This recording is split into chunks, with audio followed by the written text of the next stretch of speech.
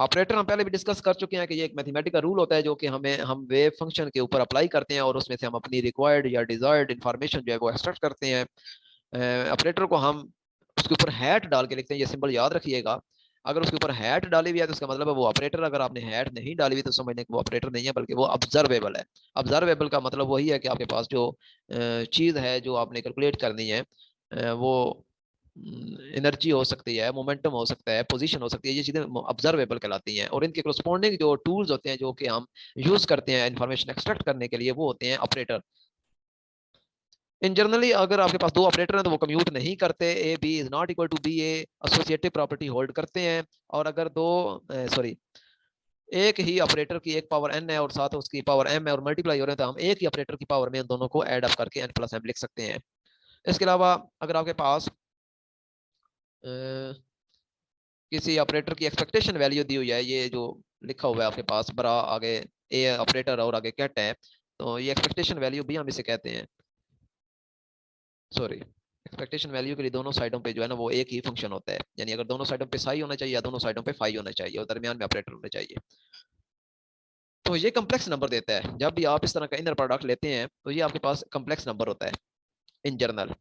अगर आपके पास इस तरह की नोटेशन लिखी हुई है कि एक कैट है और उसके साथ एक बरा है, कैट के सामने एक बरा है, तो ये आपका एक लीनियर ऑपरेटर होता है। ये बहुत इंपॉर्टेंट है, इसे लाजमी याद रखें। ये पूछा जा सकता है, इस तरह की नोटेशन दे के पूछा जा सकता है कि ये किसको रिप्रेजेंट करता है, तो आपने याद रखना है कि ये ऑपरेटर को रिप्रेजेंट करता है डायरेक्ट नोटेशन में।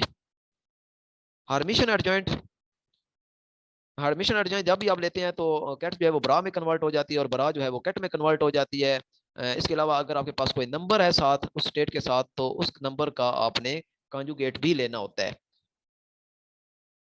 इसके अलावा कुछ और प्रॉपर्टीज हैं कि डैगर के ऊपर आप डैगर लें तो वो कैंसिल आउट होकर दोबारा आपके पास एक नॉर्मल ऑपरेटर आ जाता है। इसी तरह अगर आपके पास मुख्तलिफ ऑपरेटर्स ऐड हो रहे हैं और उनका आप डैगर लेते हैं तो वो इंडिविजुअल डैगर्स के इक्वल होता है, यानी एक अलग डैगर बी का अपना इंडिविजुअल सी का इस तरह डी का।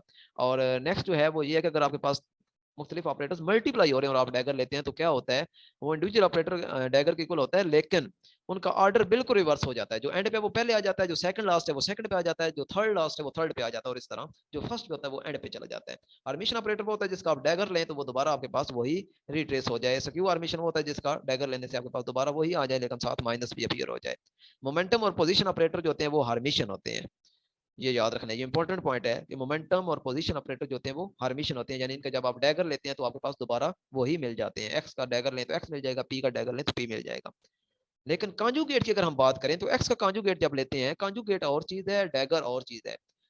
बल्कि यूं कह लें कि डैगर के अंदर दोनों चीजें हैं, कांजुगेट भी उसके अंदर आता है और उसके अंदर स्टेट को भी चेंज करना होता है। लेकिन जो कांजुगेट सिंपल है इसमें आपने सिर्फ उसका जो कम्प्लेक्स फॉर्म होती है उसको चेंज करना होता है। तो ये याद रखें कि दोनों का डैगर लें तो उस हिसाब से ये क्या है, हार्मिशन है। लेकिन अगर आप सिर्फ कांजुगेट लेते हैं तो फिर जो आपका पोजीशन ऑपरेटर है वो तो दोबारा आपको वही मिल जाता है, लेकिन मोमेंटम का जब आप लेते हैं तो आपको नेगेटिव मिलता है। प्रोजेक्शन ऑपरेटर वो ऑपरेटर होता है जिसका डैगर लें तो आपको दोबारा वही ऑपरेटर मिल जाए और उसका स्केयर भी लें तो भी आपको दोबारा वही ऑपरेटर मिल जाए। इसके अलावा दो प्रोजेक्टर्स यानी प्रोजेक्शन ऑपरेटर का जब आप प्रोडक्ट लेते हैं तो वो भी जो आपका आंसर आता है वो भी एक प्रोजेक्टर होता है यानी प्रोजेक्शन ऑपरेटर होता है। लेकिन जब आप सम लेते हैं दो प्रोजेक्टर्स का तो सम जो है वो जो आपको आंसर देता है वो एक प्रोजेक्टर नहीं होता, प्रोजेक्शन ऑपरेटर नहीं होता। पैरिटी ऑपरेटर क्या करता है जी, पैरिटी ऑपरेटर जो आपका वेव फंक्शन आपको दिया होता है उसमें जो पोजीशन होती है उसको इन्वर्स कर देता है, आर है तो माइनस आर कर देता है, बस इसका यही काम है। और ये भी याद रखें जो पैरिटी ऑपरेटर है ये खुद जो है ये फंक्शन ऑफ आर होता है यानी फंक्शन ऑफ पोजीशन होता है। इसके अलावा आप पैरिटी ऑपरेटर का जब स्केयर लेते हैं तो आइडेंटिटी इक्वल आ जाता है और पी जो है वो इक्वल होता है पी इनवर्स के। यूनिटरी ऑपरेटर जो है वो ऑपरेटर होता है जिसका आप डैगर लें तो वो अपने इनवर्स के इक्वल आ जाए।